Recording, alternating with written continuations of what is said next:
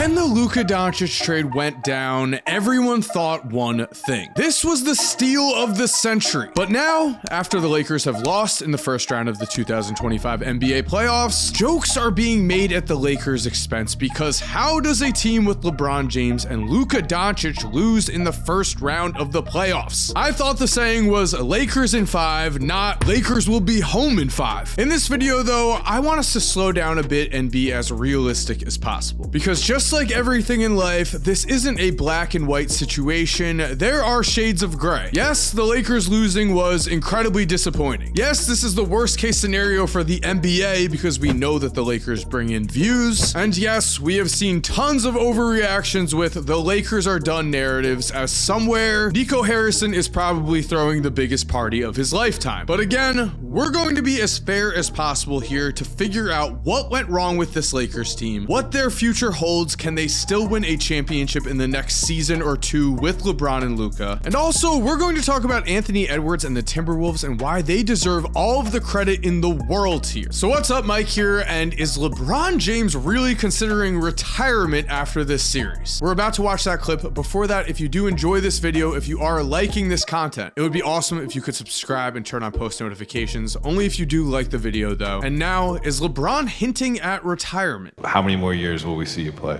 I don't know. I don't have the answer to that. And just have a conversation with myself on how long I want to continue to play. I don't know the answer to that right now, to be honest. So, let me see.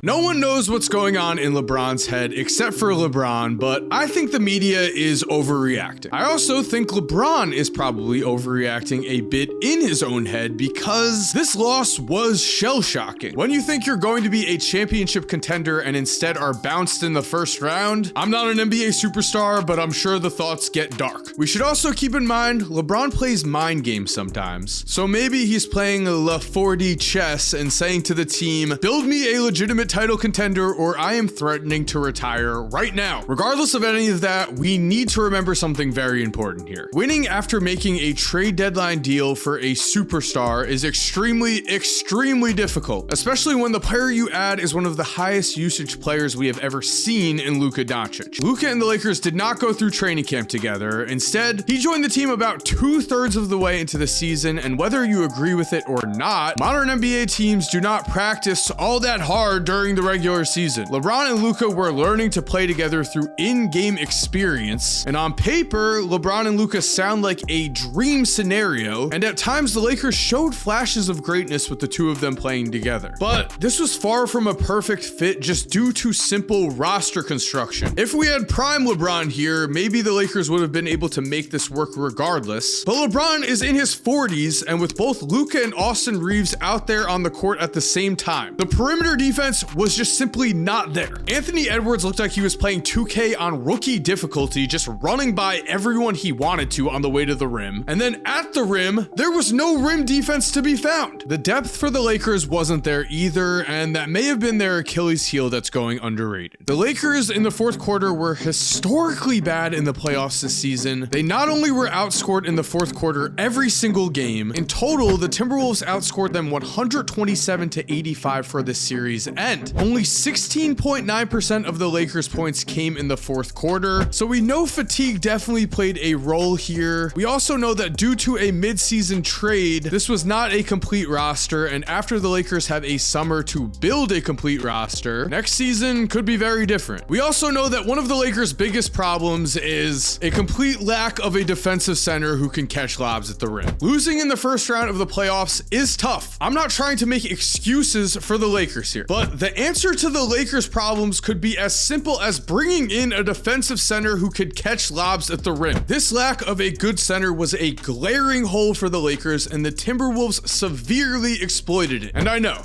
JJ's decision not to play Jackson Hayes was a controversial one. A lot of people have ripped JJ for this. The thing is, Hayes has many limitations as a basketball player. His basketball IQ is not great. He fouls too often. He's not a great decision maker in general. On the flip side, he provided the Lakers with a lob threat and at least a big body to go up against Rudy Gobert. So there are two sides to this story. But on the stat sheet, we cannot say this enough. Hayes was legitimately horrible. He had a -26 6.1 on-off court plus minus. With that said, in game 5, when JJ decided to completely sit Jackson Hayes, Rudy Gobert looked like a French Wilt Chamberlain out there with 27 points and 24 rebounds, proving to be the difference maker in game 5. But on this one, I think hindsight is 2020. Before Rudy's incredible game, he was averaging just 3.5 points, 6.3 rebounds, and a half a block a game through the first 4 games of this series. So yes, Rudy was the difference maker in game 5, but before that, he was invisible. But that does not mean the Lakers did not make a mistake before this playoff series, as Mark Williams trolled the Lakers after they were sent home with a smiley face emoji on X and a meme on his Instagram story. Clearly, Mark Williams thinks that he's healthy and would have been a difference maker in this series. And let's remember, while the Lakers said Mark Williams failed his physical, so they rescinded the Dalton Connect for Mark Williams trade, this is what was said by Mark Williams' agent after he was sent back to the Hornets. Quote, "The overwhelming sentiment after conferring with multiple nationally recognized doctors is that the Los Angeles Lakers should not have failed Mark Williams on his physical. Mark was ready and able to play for them and should have been given that opportunity." If this is true, we have to question if this will come back to haunt LA, because Williams would have given the Lakers exactly what they needed. He averaged 15.3 points and 10.2 rebounds per game this year. He shot 60% from the field, but he also only played in 44 games. So maybe the injury concerns were real. Maybe this would have blown up in LA's face long term. The key to this all is, of course, going to be, what do the Lakers do next? Because they are the Lakers, swinging for the fences is going to happen, and wouldn't you know it, Jaren Jackson Jr.'s contract expires after next season. We know Memphis is in turmoil right now. Imagine if Jaren Jackson Jr. pulls the move of, listen, Grizzlies front office, I'm going to sign with the Lakers after the 2026 season, so go out and make this trade, at least get some value for me. This would of course be the dream for Lakers fans. For any other team, this would not be a realistic scenario, but because they are the Lakers, while this does seem wild in theory, we actually cannot count it out. And after a first round loss, moving Austin Reeves for a higher level target is certainly not off the table here, especially when we consider the defensive problems that Reeves and Luka had in the playoffs when playing together. Now, as for the Anthony Edwards part of this video, last season Ant got all of the hype as it was said that he could be the face of the NBA, that he might even be Michael Jordan's son. Then that was quieted for a bit after Luka and the Mavericks took down Anthony Edwards and the Timberwolves in the Western Conference Finals. But yet again, Anthony Edwards is in the spotlight, and here is a real question. While the Lakers losing in the first round does feel like the worst case scenario for the NBA, maybe the league finds a silver lining in Ant